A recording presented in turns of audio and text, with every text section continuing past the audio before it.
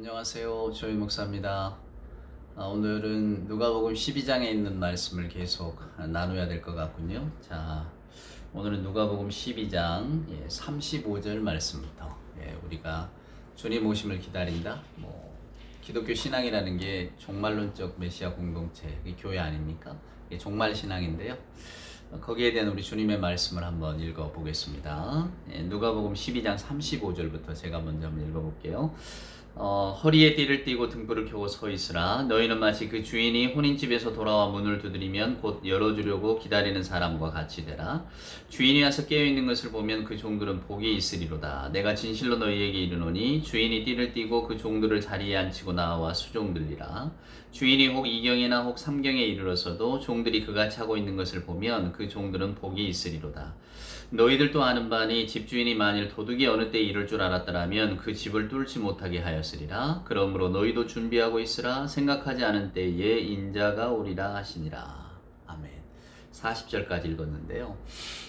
우리가 늘 주님 오심을 기다립니다. 오늘 주님의 오심의 말씀도 인자가 오리라. 근데 그때는 알지 못한다. 우리가 종말론 이단들이 예수 오시는 때를 안다고 몇 년도에 오신다 이런 이야기를 하는데 그건 다 엉터리고요.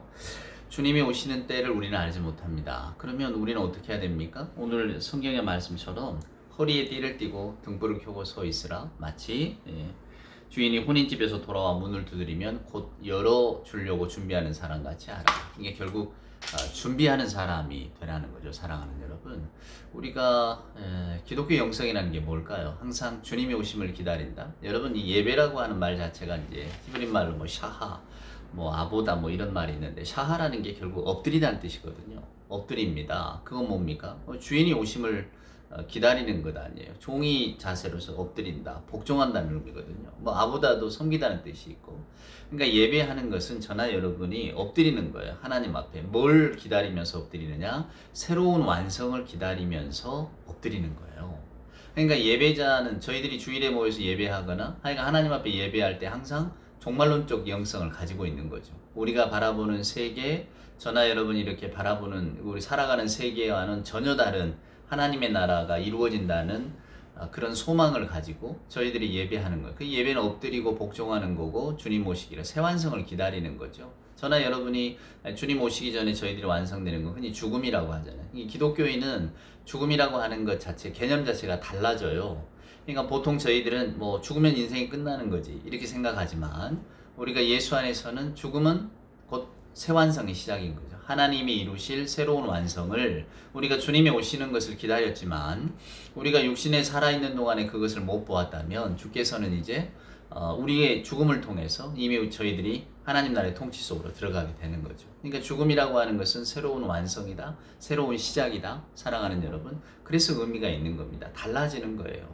기독교는 그래서 죽음을 이깁니다. 모든 종교가 죽음과 관련되어 있지만은 죽음을 이기는 종교는 기독교밖에 없는 거죠. 대부분 죽음을 받아들이고 죽음을 두려워하지 않고 그런 식으로 모든 것이 이렇게 가르침들이 흘러간다면, 우리 기독교는 죽음을 이기신 예수님을 말하잖아요. 그러니까 새로운 시작이란 말이에요.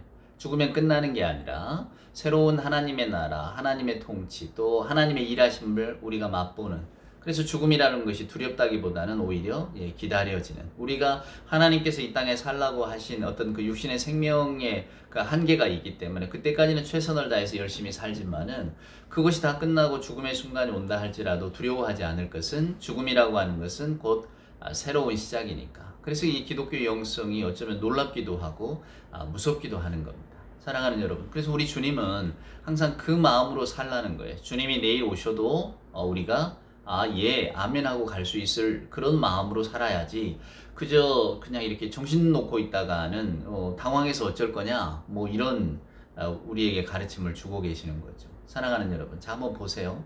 저나 여러분이 빵집 앞에 서 있다고 봅시다. 요즘 빵집 앞에 얼마나 맛있는 빵들이 많습니까? 다 먹을 수 없죠. 다 준다고 먹겠습니까? 근데 항상 그 빵집 앞에 가면 다 먹고 싶은 거죠. 그게 우리 인간의 삶이고 인간의 마음입니다. 빵집 앞에 선 아이처럼 저걸 어떻게 내가 다 먹나 이렇게 먹고 싶어서 먹지 못할 줄 알면서도, 근데 언제까지 그렇게 그냥 먹지 못할 줄 아는 빵들을 그냥 계속 이렇게 들여다만 보고 있겠냐는 거죠. 우리 인생이 그렇다는 것을 주님은 가르쳐 주십니다. 그래서 그 인생으로 그냥 저걸 언제 먹을 거냐 아침만 꼴깍꼴깍 넘기고 삼키고 결국 다 먹지도 못할 빵들을 그런데 너무 마음 휘둘리지 말고 주님 오시는 새로운 소망들을 가지고 살아가라는 거예요. 그럴 때 저나 여러분이 마음자리가 넉넉해지고 또 주님의 나라를 기다리기 때문에 어떤 억울한 일도 덜해지고 사랑하는 일 분노도 좀 사그라들고 하여간 우리가 종말론적으로 세상을 바라본다는 것은 하나님의 통치가 임하시는 것을 기다리기 때문에 우리의 삶의 모든 것들이 좀 달라지는 겁니다. 주님은 그 의식을 가지고 살라고 말씀하시는 거죠. 그저 넉놓고 뭐 정신줄 다 놓은 채로 세상이 이렇게 흘러가는 대로 그냥 그것만이 좋다고 다 이렇게 쫓아가지 말고 말입니다. 그래서 오늘 주님이 이런 말씀하시잖아요. 주인이 와서 깨어 있는 것을 보면 그 종들은 복이 있으리로다. 이 복이 여러분 뭐겠습니까? 하나님이 주시는 복이죠. 물론 주인의 칭찬이죠. 아이고 착하고 충성된 종아.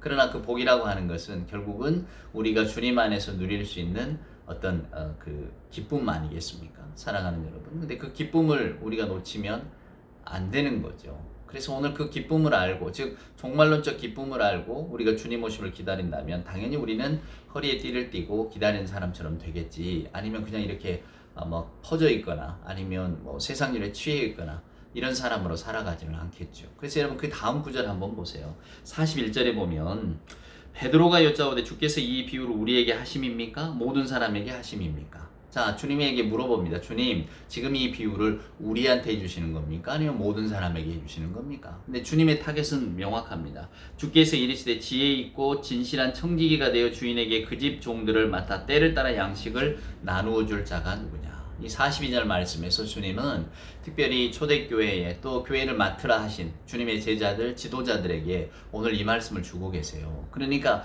청지기가 청지기 역할을 못하면 어떻게 될 것이냐. 주인이 더디 온다고 여기 보면 쭉 읽어보면 그 종이 마음에 생각하기를 주인이 더디 온다 생각하고 막 다른 남녀 종들을 때리고 먹고 마시고 취하게 되면 주인이 갑자기 닥칠 때에 너 어떡할 거냐.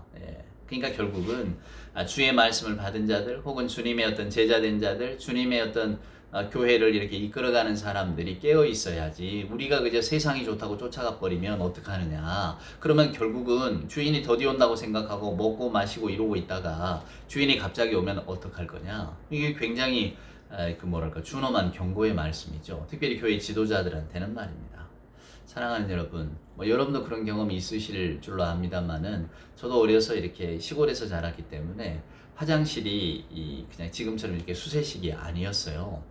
근데 이제 저 어렸을 적에 그 시골 교회들은 부흥회를 하잖아요. 그때는 뭐 새벽, 오전, 오후, 저녁까지 얼마나 많이, 더군다나 일주일 꼬박꼬박 했잖아요. 근데 시골에서 이렇게 부흥 강사님, 목사님들을 모시면은 제일 곤란한 것이 어디에 모시느냐입니다. 도시는 호텔도 있고 다 있지만은 시골에는 그런 게 없잖아요. 그냥 인근 도시만 가더라도 벌써 한 1시간 이상은 차를 타고 나가야 되는데 어떻게 새벽부터 합니까? 그리고 교인들이 집에 개인적으로 차를 가지고 있는 교인들이 있겠습니까? 이게 결국은 그때 그 동네에서 그나마 이렇게 부흥 강사님들을 모실 만한 방이 있는 그런 집들을 결국은 모색하는 거죠. 저도 어렸을 적에 저희 집 바로 교회 가까이도 있었고요. 또 이렇게 서재 같은 것도 있었기 때문에 거기에 한번 목사님을 모신 적이 있었어요. 근데 제가 아직도 기억이 나는 게 다른 건 다 괜찮은데 아버님 어머님 말씀입니다. 어려서 제가 듣기로 이게 화장실 문제 때문에 이거 화장실 이거 어떡하느냐고. 우리야 늘 쓰니까 상관없지만은 이거 참 그게 민망하다고. 더군다나 서울에서 오신 분에게는 좀 그렇잖아요. 물론 서울이라고 다 수세식에 살았겠습니까만은 그렇습니다. 지금 우리가 볼 때는 지금 저희들 조그마한 아파트만 해도 화장실 다 2개씩 놓고 그러잖아요. 근데 여러분 오늘 제가 드리고자 하는 말씀은 이겁니다. 그러니까 화장실이 불편한 시절에 살았어도 그럼 지금은 화장실이 방마다 있는 그런 집에 사는 것보다 그러면 덜 복받은 건가? 덜 행복한 건가?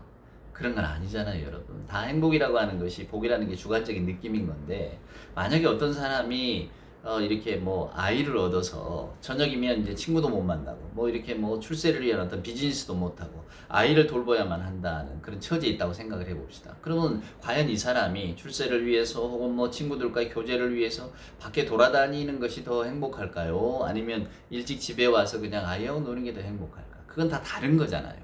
우리 기독교 신앙은 그걸 말하는 겁니다. 우리 자본주의는 뭔가 많이 얻고 지금 우리가 사는 시절에는 많이 누리고 마치 빵집 앞에선 아이에게 빵 다 못 먹잖아요. 근데 그 많은 빵들을 다 소유하는 것이 행복한 것처럼 말하고 있단 말이에요. 근데 우리 예수 믿는 분들은 이제 하나님 나라의 진리를 깨달을 때에 거기에서 한 발짝 이렇게 떨어져 나올 줄 알잖아요. 이 종말론적으로 세상을 바라볼 줄 안단 말입니다. 즉 빵집에 빵이 아무리 많아도 난 저거 다 먹을 수 없어.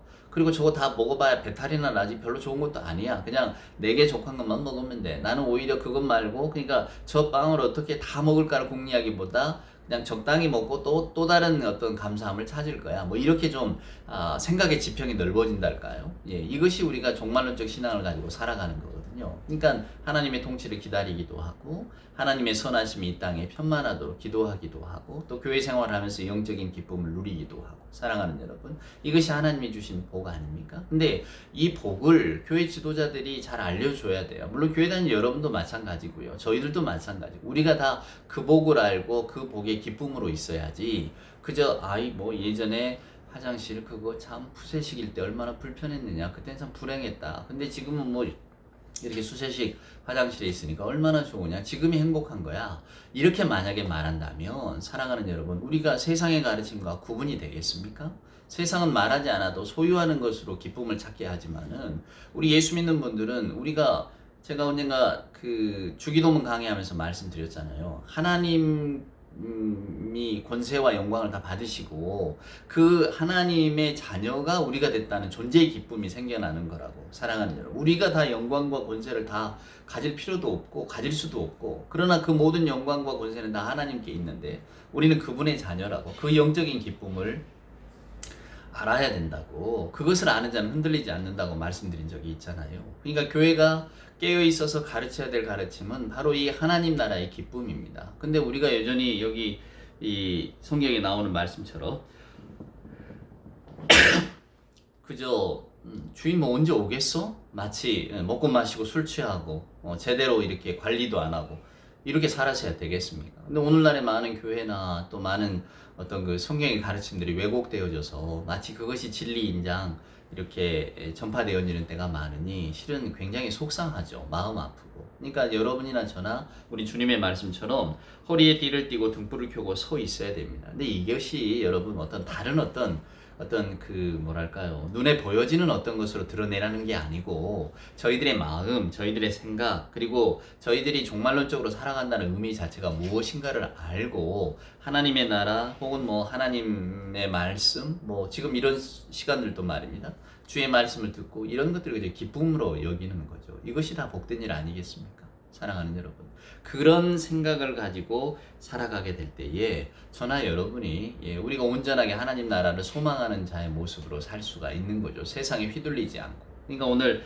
41절 이후로부터는 예수께서 결국은 베드로가 이 말씀은 누구에게 하신 겁니까? 그럴 때 예수님께서는 그건 먼저는 너희들에게 하는 거지, 너희가 깨어 있어야, 너희가 온전히 휘둘리지 않아야 또 사람들을 온전하게 인도할 것 아니냐. 청지기가 정신없이 살면 주인이 올 때 어떡하겠느냐. 네 밑에 있는 종들도 제대로 관리 못하면 주인의 뜻을 알고 준비하지 아니하고 뜻대로 행하지 않는 종이 당할 벌에 대해서 말씀하고 있잖아요. 그러니까 사랑하는 여러분, 우리가 종말론적으로 산다는 것은 항상 주님의 말씀에 귀를 기울이고 그리고 주님이 내일이라도 오신다는 생각을 가지고 살아가는 겁니다. 그래서 우리는 예배할 때마다 실은 절실할 수밖에 없는 거죠. 주님의 나라가, 주님의 세상이, 주님의 약속이 이루어진다. 그러니까 예배가 종말론적이 되는 겁니다. 주님 어서 오시옵소서. 우리가 그저 세상 일에 분주해서 다른 것 빼앗기고 주님 오실 날 준비 안 하고 주님이 오실 거라고 생각하지도 않고 살았는데 예배하는 그 순간에는 우리의 민낯이 다 드러나잖아요. 저나 여러분이 어떤 그 입고 있던 옷들을 다 벗어내는 순간이니까. 그래서 하나님 앞에 설 때에 예배라고 하는 것이 결국은 엎드릴 수밖에 없고 주님의 복을 기다립니다 라고 외칠 수밖에 없는 거죠. 그러니까 정말론적 예배가 여러분 왜 그 감사한 거냐면 결국 저는 그런 생각합니다. 얘들 막 뛰어노는 방방이 있잖아요. 트램펠린이라고 하는 거 뛰어 하잖아요. 근데 그 트램펠린이 주는 게 뭐예요? 어떤 식으로 뛰든지 간에 다 받아주잖아요. 그러니까 저나 여러분이 어떤 모습으로 뛰든지 간에 하나님은 다 받아주신단 말이에요. 그게 실은 예배입니다. 그래서 예배하는 자는 어디에 있든지 예배할 때 하나님이 주시는 각각의 은혜를 누리는 거예요. 오늘 주의 말씀을 듣는 것도 마찬가지입니다. 저희들이 이런 뭐 어떤 행위를 할 때, 저는 말씀을 나누고 여러분 들을 칠 때에 그 마음의 자리가 어떠하든지 간에 내가 뭐 아주 그냥 바늘 하나 지금 꽂을 틈 없이 마음이 상해 있든지 아니면 뭐 세상의 기쁨에 젖어 있든지 상관없는 겁니다. 어떤 식으로 우리는 방방 뛰더라도 하나님께서는 말씀으로 그걸 받아주시고 저나 여러분에게 영적으로 유익을 주시니까 이게 성령이 주시는 기쁨 아닙니까? 그래서 오늘 주신 말씀 항상 저나 여러분이 종말론 쪽으로 살아야 한다는 것만큼은 잊지 마십시오. 단지 뭐 종말의 때가 언제 온다 또 뭐 종말의 때를 준비하려면 이거 다 뭐 정리하고 어찌해 이런 사이비 가르침에 빠지지 마시고요. 저나 여러분이 일상의 삶을 늘 이렇게 균질하게 살아갈 때에 그러나 우리는 주님이 오시는 날을 기다리는 신앙 공동체라는 것을 항상 기억하면서 주님이 내일이라도 오실 때에 내가 주님의 말씀이 나는 내 삶에 어떻게 이루어지기를 소망했고 또 비록 어느 자리까지 나가지 못할지라도 늘 주님의 나라를 소망하며 살았습니다. 그 마음으로 맞을 수 있다면 허리에 띠를 띠고 등불을 켜고 서 있는 종과 같은 모습으로 살아가게 될 것입니다. 부디 오늘 이 말씀 속에서도 여러분 자유함을 얻으시기를 소원합니다.